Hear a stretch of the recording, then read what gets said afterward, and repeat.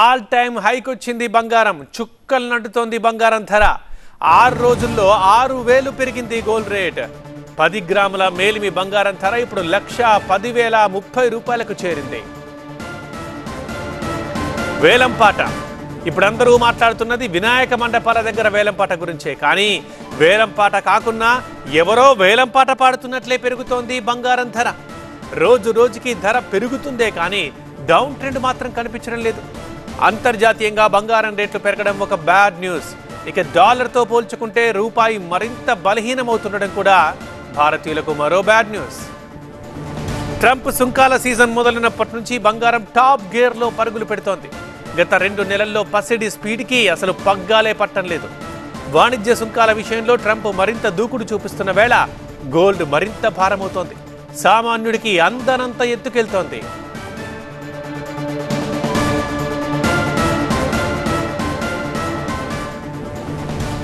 బంగారం ధర రోజు రోజుకి పెరుగుతోంది. ఆల్ టైమ్ హైక్ వచ్చేసింది. ఇప్పుడు చుక్కలు నంటుతోంది.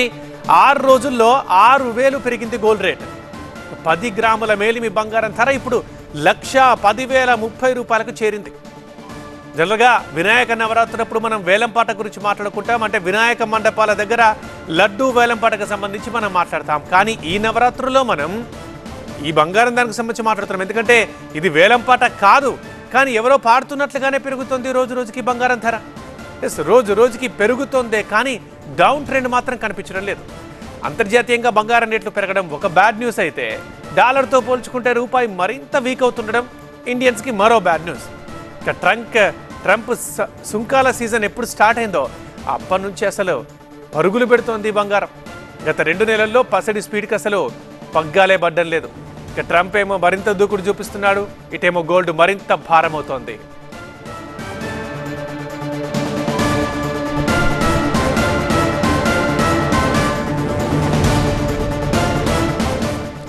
మా అసోసియేట్ ఎడిటర్ సుకుమార్ లైవ్ లో రెడీగా ఉన్నారు మాట్లాడడానికి. సుకుమార్, ఏంటి పెరగడం మనం చూసాం, కానీ 6 రోజుల్లో 6,000 ఏంటి? డౌన్ ట్రెండ్ కనిపించట్లేదు. ఇందుకు కారణాలు ఏంటి? తగ్గే అవకాశం లేదా?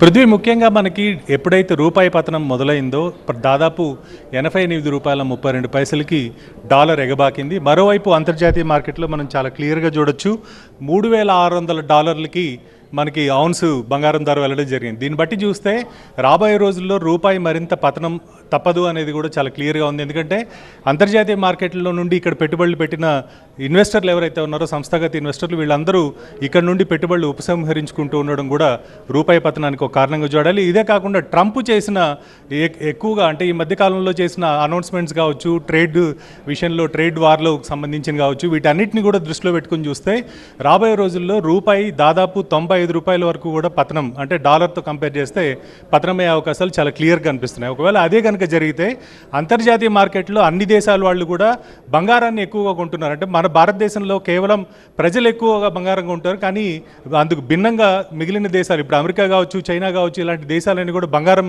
మీద పెట్టుబడులు సేఫ్ ఇన్వెస్ట్మెంట్ అని పెడుతున్నాయి. కాబట్టి అంతర్జాతీయ మార్కెట్లో కూడా దాదాపు $3,800 రేపు పొద్దున ఎగబాకితే, ఇక్కడ ఇండియాలో 1,50,000 రూపాయల మార్క్ అనేది మాత్రం బంగారం ఖచ్చితంగా చేరే అవకాశాలు మనకు కనిపిస్తున్నాయి.